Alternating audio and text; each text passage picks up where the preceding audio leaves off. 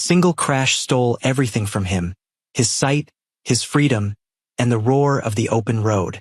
But when a fearless 9-year-old refused to let him disappear into the darkness, she sparked an idea so wild it would bring an entire brotherhood to their knees.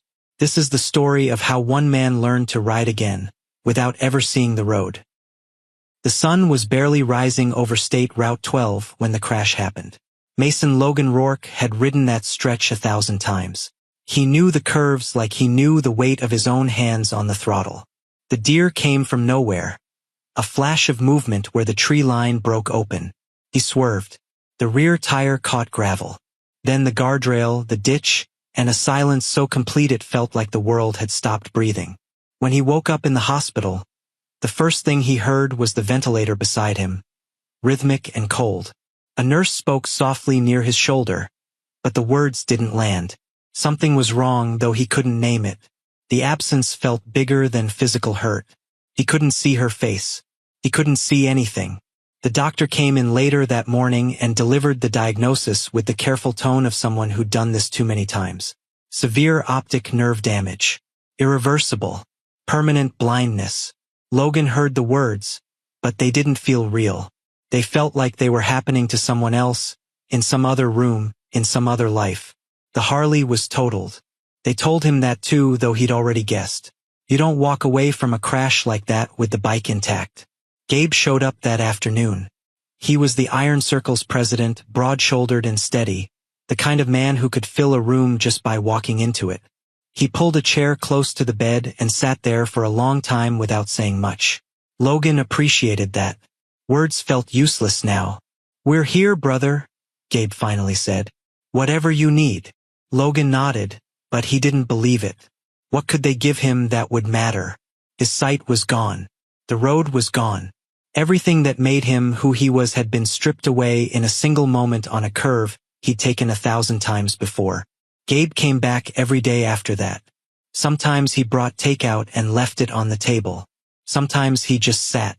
Logan could hear him shifting in the chair, clearing his throat like he wanted to say something but couldn't find the right words. Rudy was different. Rudy didn't sit still. He was Logan's oldest friend, the guy who'd helped him build half the bikes in the Iron Circle garage. When he visited, he brought tools, wrenches, screwdrivers, a torque wrench still smelling like oil. He set them on the bedside table like offerings. "Still got work to do when you're out," Rudy said one evening, his voice gruff but gentle. "Bikes don't fix themselves." Logan didn't answer.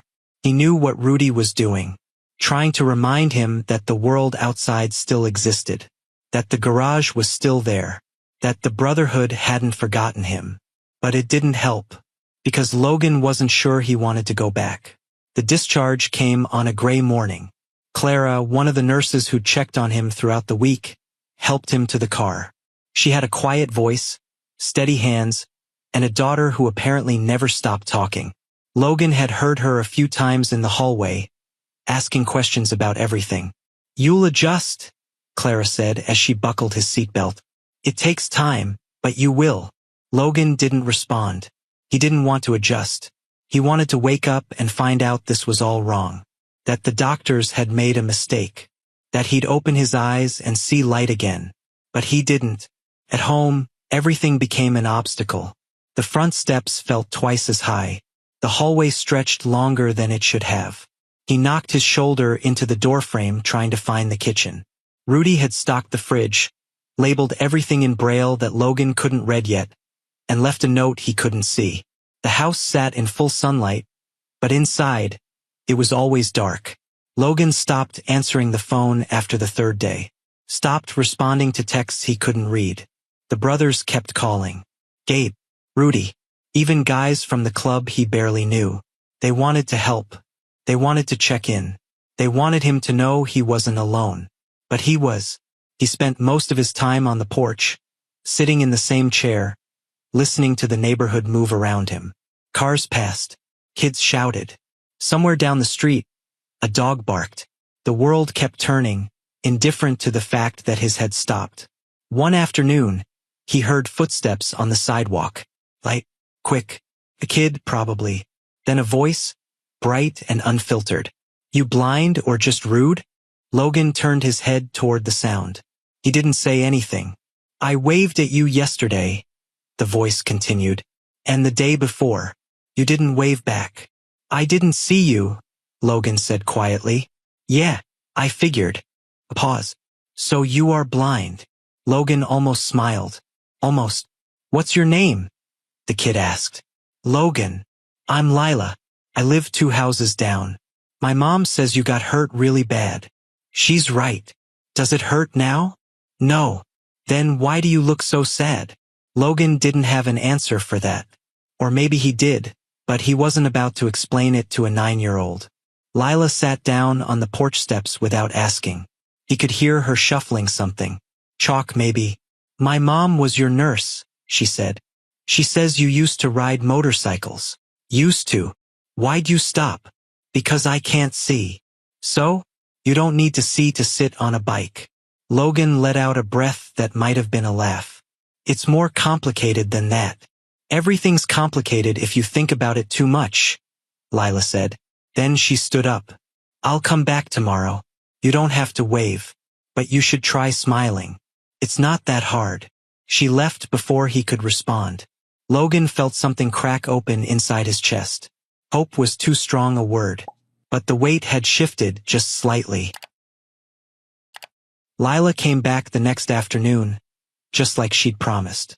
Logan heard her before she reached the porch. Sneakers scuffing against concrete, the rattle of something in a box. You're still here, she said, like she'd expected him to have moved. Where else would I be? I don't know. Getting groceries? Walking around? Doing stuff. Logan didn't answer. The truth was, he hadn't left the porch in days except to sleep. Lila sat down on the steps and started pulling things out of her box. Chalk from the sound of it. She hummed while she worked, some tune Logan didn't recognize. Then she stopped. Can you tell what color this is? No. It's yellow, like the sun. Or butter. Or those flowers Grandma Melanie has in her garden. Logan tilted his head. Your grandma lives around here? Yeah, across the street. She makes the best banana bread. I'll bring you some tomorrow. She went back to drawing, narrating as she went. A house. A tree. A dog that apparently looked more like a bear.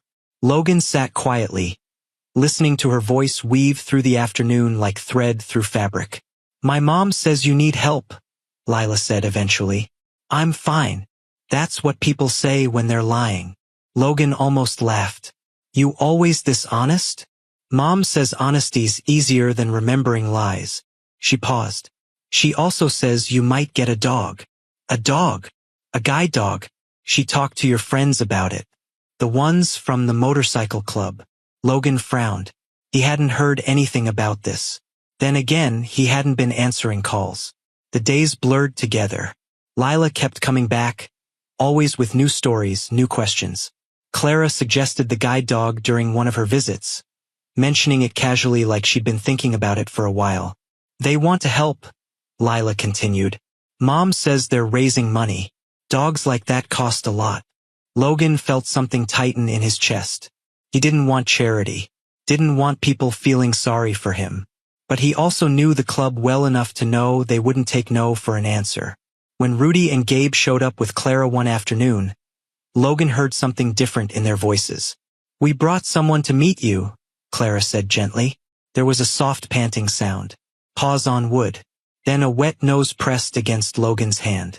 This is Pilot, Rudy said. He's yours if you want him. Logan ran his fingers over the dog's head.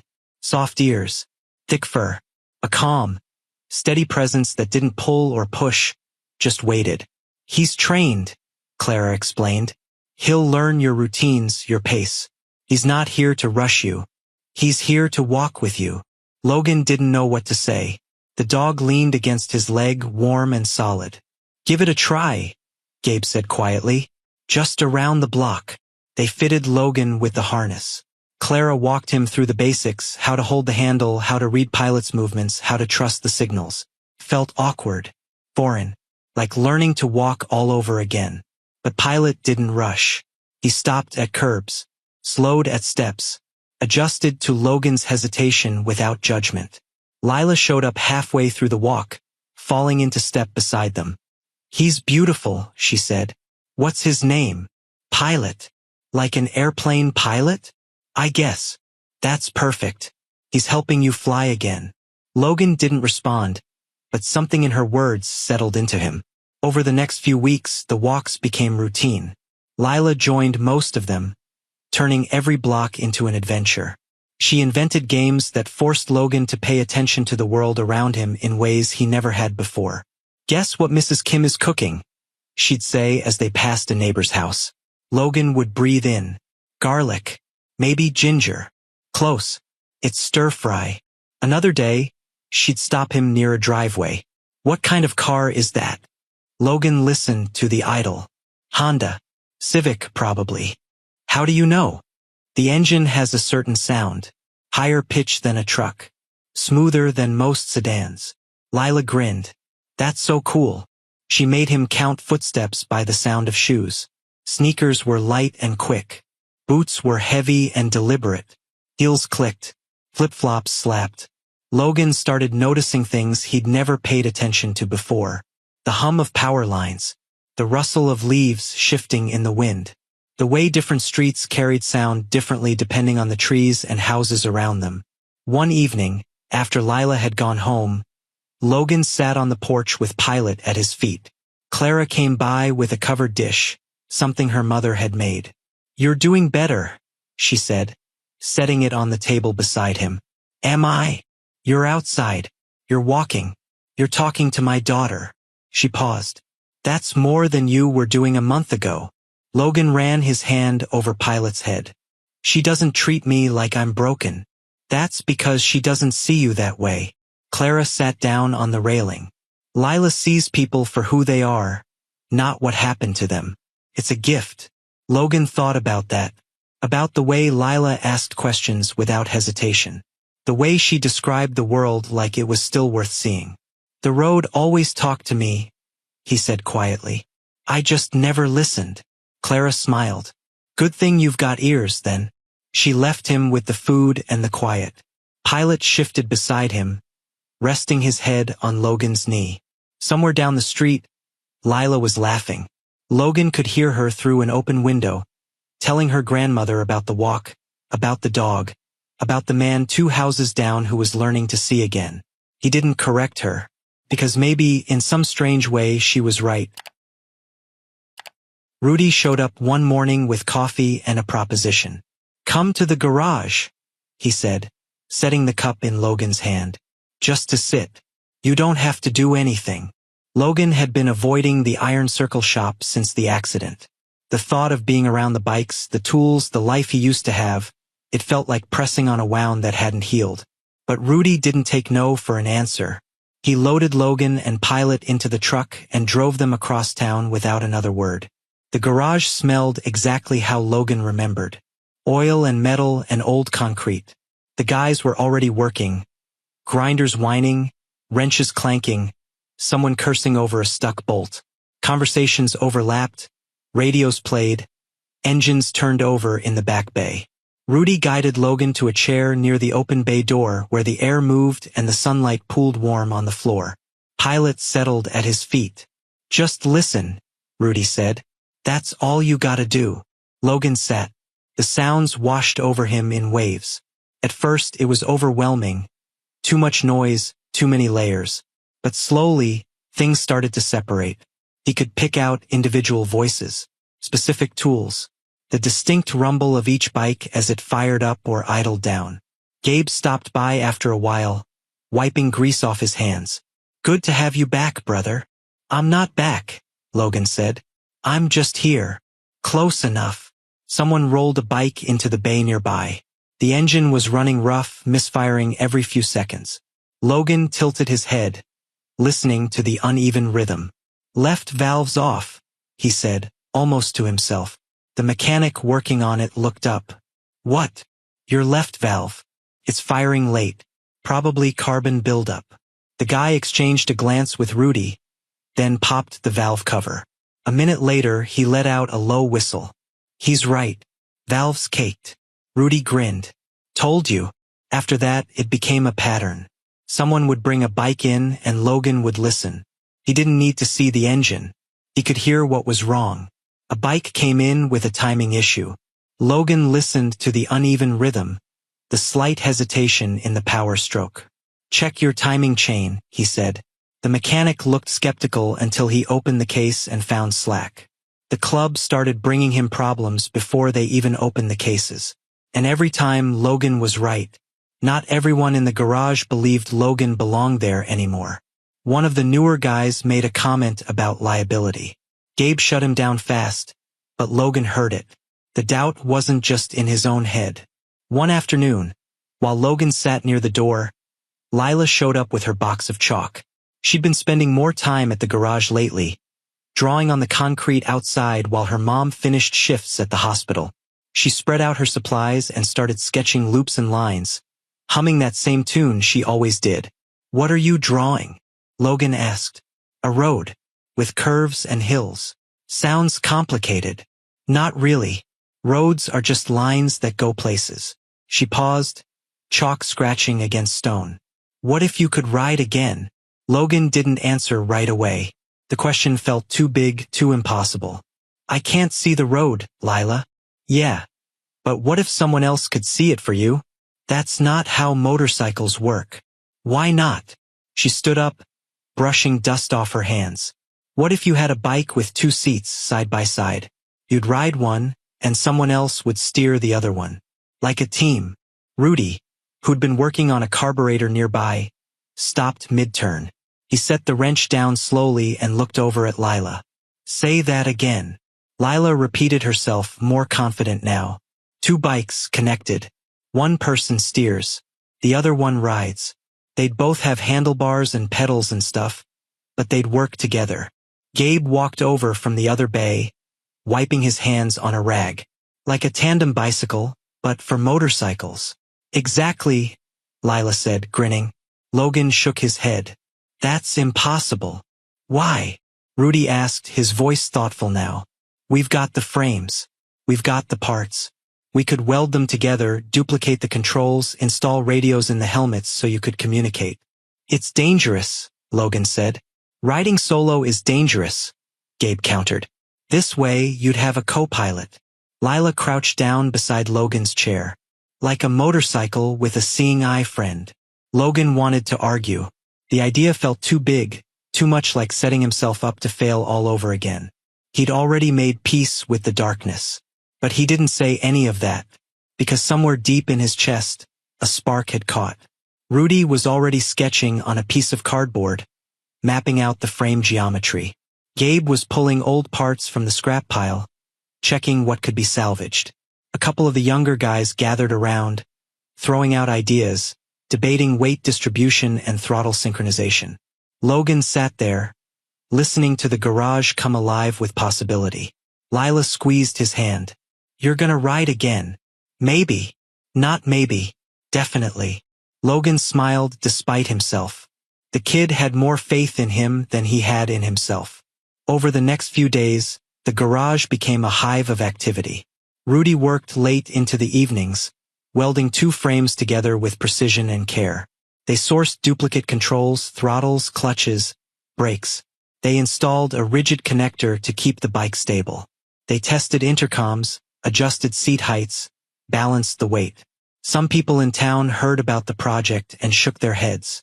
A few even said it out loud, that Logan should let it go, that he was done, that trying to ride again was just asking for another accident. But the Iron Circle didn't listen. They brought parts. They brought skills. They brought hours of labor and sweat and belief. Because what they were building wasn't just a machine. It was a second chance. A way back to the road. A way back to the life Logan thought he'd lost. And in the corner of the garage on the concrete floor, Lila's chalk drawing remained. A winding road that stretched toward something beyond the edge of the page. The dual bike took shape slowly, piece by piece, like a puzzle only Rudy could see in his mind. Logan spent every afternoon at the garage now, hands tracing the frame as it evolved.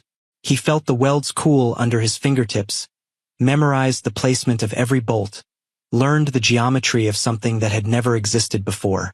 Rudy worked beside him with the focused intensity of a man on a mission. He'd become more than Logan's oldest friend through this process. He'd become the other half of the machine itself. "Left side's yours," Rudy explained one evening, guiding Logan's hand along the frame. "You'll have full control over throttle, clutch, gears. Everything you need to feel the ride. And you'll handle direction." "Exactly. Handlebars, braking, balance, navigation. But we'll both be riding. Both be part of it." Logan ran his hand over the seat. "How do we stay in sync?" "Same way we always did in the garage. We listened to each other." They installed helmet radios with open channels so they could talk during the ride. Tested them obsessively until the sound quality was crisp and clear. Rudy would call out turns, road conditions, anything Logan needed to know. Logan would adjust his weight, his throttle, his trust. Gabe helped reinforce the connector between the two frames, ensuring it could handle the stress of curves and acceleration. The younger mechanics machined custom parts when the stock ones wouldn't fit. Someone donated a pair of matching helmets. Another member brought leather to reupholster the seats. The Iron Circle had built hundreds of bikes over the years, but this one meant something different. Everyone who touched it knew they were building more than transportation. They were building proof that the road didn't have to end just because the view changed. But doubt crept in during the quiet moments. Late one evening, after most of the crew had gone home, Logan sat on the partially finished bike while Rudy adjusted the suspension. "What if I freeze up out there?" Logan asked. Rudy didn't stop working. "Then we pull over." "What if I can't handle it?" "Then we try again tomorrow." Rudy straightened up, wiping his hands. "You think I'm not scared? This whole thing could be a disaster. But sitting here wondering isn't gonna tell us anything." Logan knew he was right. Fear had kept him on that porch for months. Fear had made the world smaller and darker than it needed to be. But fear was also what made him careful, what made him respect the road. "We'll take it slow," Rudy added. "Just around the block at first. If it doesn't feel right, we stop." Logan nodded. The bike hummed beneath him even without the engine running, alive with potential. Outside the garage, Lila had expanded her chalk drawing to cover half the parking lot. It had grown from a simple road into an entire landscape. Hills and valleys, trees and bridges, even little stick figures on motorcycles. Clara came by to pick her up one evening and paused to look at the sprawling artwork. "You've been busy," she said. "It's Logan's road," Lila explained. "The one he's gonna ride on." Clara glanced toward the garage where the lights still burned. "You really believe he's going to do this?" "He has to. He's been sad too long." She'd seen Logan at his lowest, unconscious and broken in that hospital bed. This version, the one covered in grease and arguing about throttle response, was the man her daughter had believed in all along. Clara knelt down beside her daughter. "Honey, even if the bike works, it might not fix everything. I know, but it'll fix some things. And some things is better than no things." The morning of the test ride arrived with clear skies and a light breeze. The club gathered outside the garage, trying to look casual but fooling no one. They were nervous, hopeful, ready to catch Logan if he fell. Lila sat on the curb with Pilot lying beside her. The dog's ears perked forward like he understood what was about to happen. Rudy and Logan suited up in silence. Helmets, gloves, leather jackets that smelled like the road. Rudy helped Logan onto the right side of the bike, then climbed onto the left. The dual bike started with a low growl that rumbled through both frames. Logan gripped the throttle, feeling the vibration travel up his arm and into his chest. It was a sensation he'd thought he'd lost forever. "Radio check," Rudy said through the helmet speaker. "I hear you. How's it feel?" Logan took a breath. "Like coming home. Ready."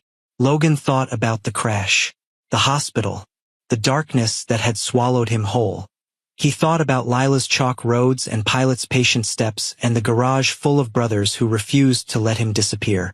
"Yeah," he said. "Let's go." Rudy released the clutch slowly, and the bike rolled forward. Smooth, steady, balanced. As they cleared the garage, the wind hit Logan's face and everything else fell away. The street, the crowd, the noise, none of it mattered.